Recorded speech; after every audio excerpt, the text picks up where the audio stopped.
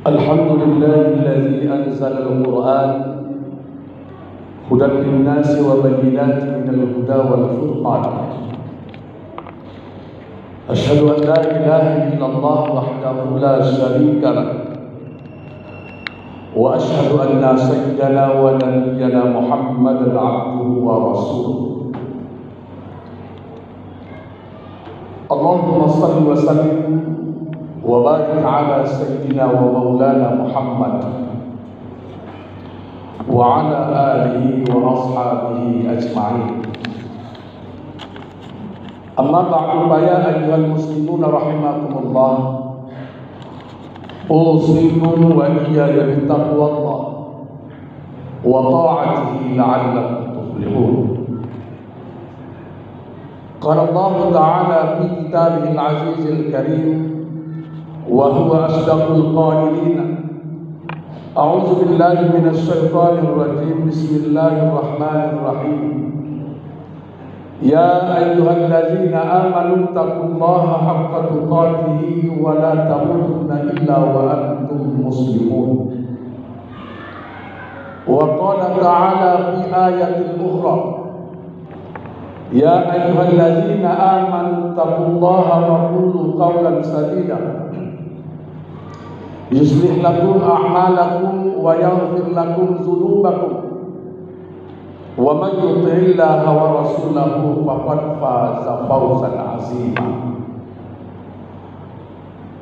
Ma'asyiral hadirin, kaum muslimin dan muslimat, shaimin was shaimat yang dimuliakan Allah Subhanahu wa taala. Bersyukur kita kehadiran Allah Subhanahu wa taala dengan mengucapkan alhamdulillahirabbil alamin. Selawat dan salam semoga tercurahkan buat ruh junjungan alam Nabiuna Muhammad sallallahu alaihi wasallam. Lapaskan ucapan Allahumma salli ala sayyidina Muhammad wa ala ali sayyidina Muhammad. Assalamu alayka ya Rasulullah. Kaum muslimin dan muslimat yang dimuliakan Allah Subhanahu wa taala, melalui mimbar khutbah yang mulia ini, izinkan khatib menyampaikan pesan kepada hadirin sekalian, kepada diri pribadi khatib. Mari sama-sama kita meningkatkan keimanan dan ketakwaan kita kepada Allah Subhanahu wa taala. Takwa yang mampu melahirkan rasa cinta, kasih kita kepada Allah, cinta dan kasih kita kepada Rasulullah, cinta dan kasih kita kepada agama yang dibawa oleh baginda Rasulullah sallallahu alaihi wasallam. Sehingga dengan demikian kita akan memperoleh satu predikat yang teramat mulia: inna akramakum indallahi atqakum. Ayyuhal mustami'un al-kiram, pada kesempatan yang berbahagia ini khatib akan coba mengetengahkan satu tema atau judul khutbah kita: kemuliaan keagungan Al-Quran. Ma'asyiral hadirin yang dimuliakan Allah Subhanahu wa taala, kita sama-sama mengetahui bahwa Al-Quran adalah merupakan kalamullah, wahyu Allah yang diturunkan Allah kepada baginda Rasulullah sallallahu alaihi wasallam melalui perantaraan malaikat Jibril. Al-Alaq ayat 1 sampai 5 pada tanggal 17 Ramadan. Ma'asyiral hadirin yang dimuliakan Allah Subhanahu wa taala, Al-Quran adalah merupakan salah satu di antara sekian banyak mukjizat yang dimiliki oleh Rasulullah sallallahu alaihi wasallam. Seperti layaknya para rasul, para nabi terdahulu, Allah Subhanahu wa taala memberikan keistimewaan kepada para rasul terdahulu sebagai sarana, sebagai modal dalam menghadapi kaumnya dan menghadapi keangkuhan para penguasa kala itu. Seperti Nabi Musa alaihi salatu wassalam, Allah Subhanahu wa taala memberikan keistimewaan berupa mukjizat sebuah tongkat, sebatang tongkat. Tongkat itu dengan izin Allah Subhanahu wa taala mampu membelah lautan, sehingga dengan izin Allah mampu menyelamatkan Musa dan pengikutnya dari kejaran Fir'aun laknatullah alaihi. Tongkat tersebut di tangan Musa, Nabi Musa mampu menjelma menjadi seekor ular besar. Namun begitu berakhir periodisasi kerasulan Nabi Musa, maka berakhir pula lah keistimewaan mukjizat yang ada pada tongkat tersebut. Demikian juga mukjizat yang Allah berikan kepada Nabi Ibrahim alaihissalatu wassalam. Dengan berizin Allah Subhanahu wa taala, Nabi Ibrahim tidak terbakar oleh api yang dibakar oleh Namrud dan sekutunya, dengan asbab izin Allah, dengan berkat kalimat ya narukuni bardaw wa salaman ala Ibrahim. Seiring perjalanan waktu, berakhir periodisasi kerasulan Nabi Ibrahim, maka berakhir pula lah kemukjizatan tersebut. Jadi jangan pernah mencoba-coba ada di antara kita memegang api lalu membaca ayat tersebut. Yakin insya Allah gosong. Karena apa? Karena ayat tersebut hanya diberikan Allah Subhanahu wa taala, kemukjizatan itu hanya diberikan Allah Subhanahu wa taala kepada Nabi Ibrahim alaihissalatu wassalam. Begitu juga Nabi Isa dan sebagainya.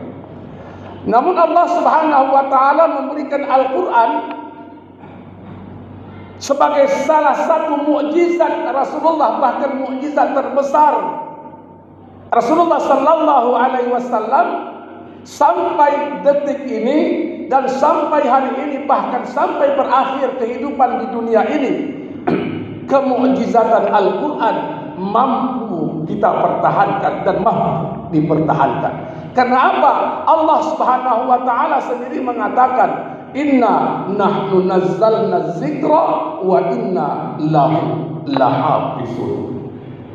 Ma'asyiral hadirin yang dimuliakan Allah Subhanahu wa taala, sebagai seorang muslim yang mengaku beriman kepada Allah, beriman kepada Rasulullah, dan beriman kepada kitab-kitab Allah, wabil khusus Al-Quranul Karim, kita harus mengetahui keagungan, keautentikan Al-Quran itu jika dibandingkan dengan kitab-kitab suci yang lainnya.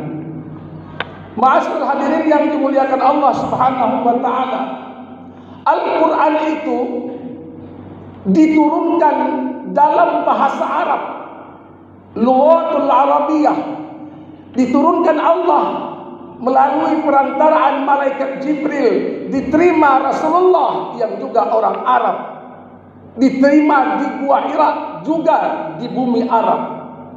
Tapi begitu hebatnya Al-Quran, sampai detik ini, sampai saat ini, berapa banyak orang yang tidak punya garis keturunan Arab, bahkan tidak pernah menginjakkan kakinya ke bumi Arab, mampu menghafalkan Al-Quran Karim. Ini yang pertama, ini hebatnya Al-Quran Karim. Coba lihat kitab suci mana yang mampu dihafalkan oleh pengikutnya, mulai titik sampai komanya dihafalkan oleh pengikut-pengikutnya. Beda dengan Al-Quran, ma'asyar hadirin yang dimuliakan Allah Subhanahu wa ta'ala.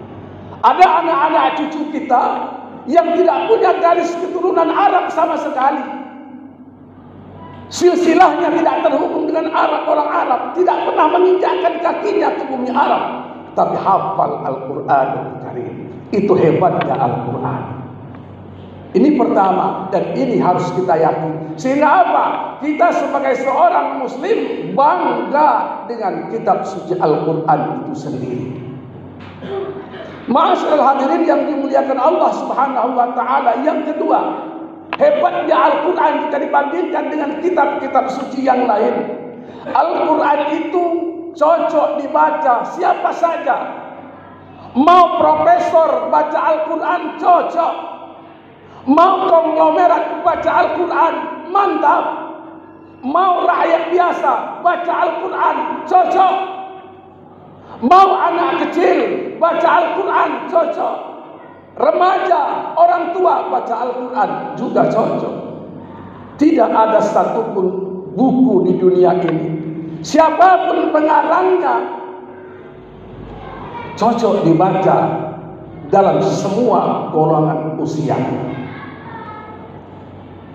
Kitab-kitab yang paling besar misalnya Bulughul Maram misalnya, itu hanya cocok dibaca oleh kalangan-kalangan tertentu.